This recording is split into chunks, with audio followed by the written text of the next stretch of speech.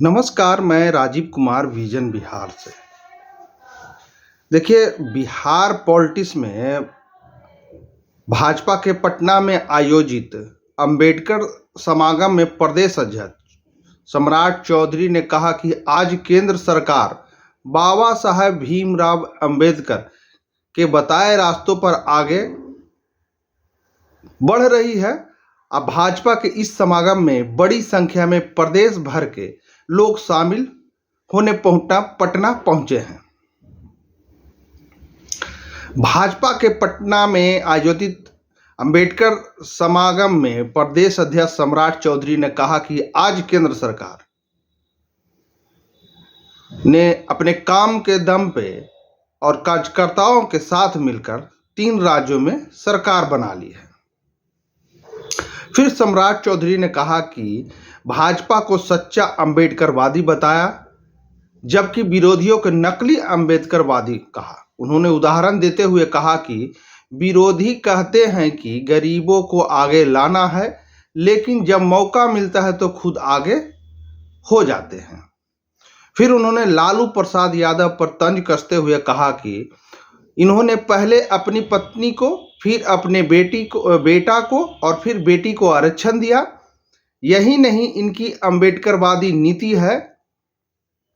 उन्होंने राजद और जदयू पर निशाना साधते हुए कहा कि राजद का 25 वर्षों से एक ही अध्यक्ष है, जबकि जदयू में पॉकेट से अध्यक्ष निकाले जाते हैं।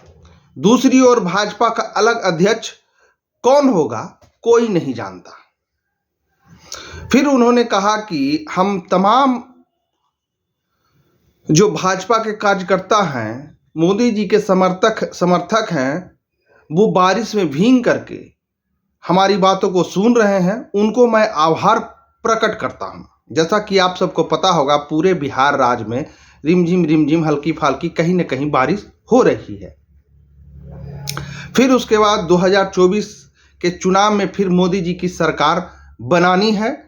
बिहार की चर्चा करते हुए चौधरी ने आह्वान किया कि प्रदेश में गुंडा राज, आतंक राज, माफिया राज समाप्त करने के लिए 2025 में भाजपा की सरकार बनाइए और गुंडा और माफिया या तो नेपाल भाग जाए या नहीं तो गया में उनका पिंडदान कर दिया जाएगा। ये साफ साफ बोल रहे हैं भाजपा के प्रदेश अध्यक्ष सम्राट चौधरी। फिर उसके बाद भाजपा के इस अंबेडकर समागम को जदयू द्वारा पिछले दिनों आयोजित भीम संसद का जवाब माना जा रहा है। अब देखिए, अब जो नेता हैं वो किसी भी स्थल से, किसी का भी जन्मदिन से अपनी पार्टी का बड़बोलापन करते हैं और ऐसा मौका कोई भी नहीं छोड़ता है कि जहां पे अपनी पार्टी का कद बढ़ाए। चाहे वो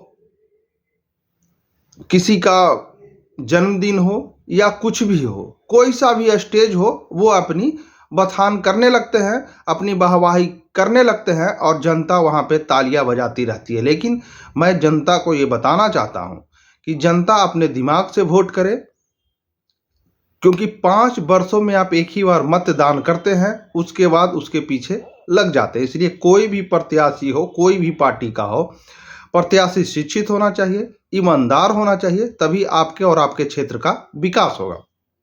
और धन्यवाद। मैं आपको छोड़े जा रहा हूं सम्राट चौधरी जी के उस वीडियो के साथ, जिसमें कि वो बता रहे हैं कि या तो बालू माफिया, दारू माफिया, भू माफिया नेपाल भाग जाएंगे अगर 2025 में मेरी सरकार बनी तो, यानी भाजपा की सरकार बनी तो, और नहीं तो उनको गया में पिंडदान कर दिया जाएगा। धन्यवाद। मेरा नाम राजीव कुमार है। आप विजन बिहार देख रहे हैं और जो ये वीडियो यूट्यूब से देख रहे हैं, हमारे चैनल को सब्सक्राइब कर दें, और जो ये वीडियो फेसबुक से देख रहे हैं, हमारे फेसबुक पेज को फॉलो कर दें। धन्यवाद। और कमेंट बॉक्स में हमें मैसेज जरूर करके लिखें, क्या सम्राट चौधरी जो बोल रहे हैं वो हो सकता है या नहीं हो सकता है, या फिर वो पिछली सरकार के जैसे ही वादा करके भूल जाएगी। धन्यवाद। आज नहीं रह गया बालू माफिया, शराब माफिया और जमीन माफिया। आप चले जाइए इन दोनों कार्यालय में, जनता दल यू के कार्यालय में और राजद के कार्यालय में सिर्फ यही 3 चीज मिलेंगे। हम आपको स्वस्थ करते हैं, जिस तरह नरेंद्र मोदी जी ने कहा है, जो गरीबों को लूटेगा, जो भ्रष्टाचार करेगा, उसको जेल के अंदर बंद करूंगा। उसी तरह बिहार में एक बार भाजपा की सरकार बनाओ, एक बार भाजपा के कार्यकर्ता बूथ बूथ पर फैल जाइए और एक एक कार्यकर्ता लग जाइए।